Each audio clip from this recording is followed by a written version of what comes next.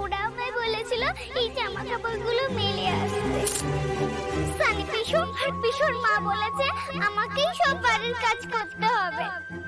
মামা আমাকে এখান থেকে নিয়ে চলো, আমার আর এখানে থাকতে ভালো লাগছে না। পল্লবী, দেখি চোখ মুখের কি অবস্থা করেছিস মা? কই, আমি আমি আমি ঠিক আছে। তোকে আমি বলেছি না যে আমি তোর মা, আমার থেকে কিছু লুকোবি না।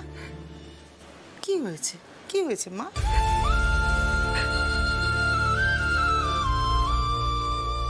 তুই মিঠির কথা ভাবছিস না? বাবা বারণ করেছে, কিন্তু তাও আমি নিজেকে আটকাতে পারিনি মা, আটকাতে পারিনি। আমি আজ আবার মিঠির সঙ্গে দেখা করতে চলে গেছিলাম।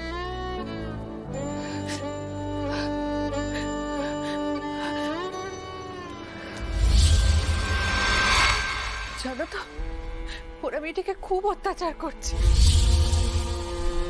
ওইটুকু একটা ফুলের মতো মেয়েকে দিয়ে বাড়ির সমস্ত কাজ করাচ্ছে, ঠিক মতো খেতে পর্যন্ত দিচ্ছে না। মেয়েটা খিদের জ্বালায় কাঁদছে, কষ্ট পাচ্ছে, আর আমি কিচ্ছু করতে পারছি না, কিচ্ছু না। আচ্ছা, ওরা তো মিঠির আপন জন, তাও এই বাচ্চাটাকে এত কষ্ট দিচ্ছে কেন? আমি তো বিশ্বাসই করতে পারছি না।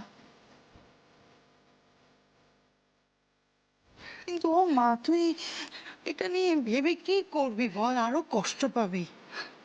এই এক জিনিস নিয়ে ভাবতে ভাবতে তোর যে নিজের শরীর খারাপ হয়ে যাবে মা গো। শোন শোন, আমি একটা কথা বলি, ঈশ্বরের উপর ভরসা রাখ, সব ঠিক হয়ে যাবে। হ্যাঁ, আমি না এখন একটু ঠাকুর মশাইয়ের কাছে যাচ্ছি, তুই চল না আমার সঙ্গে। বাড়ি থেকে বেরোলে তোর মনটা ভালো লাগবে, চল।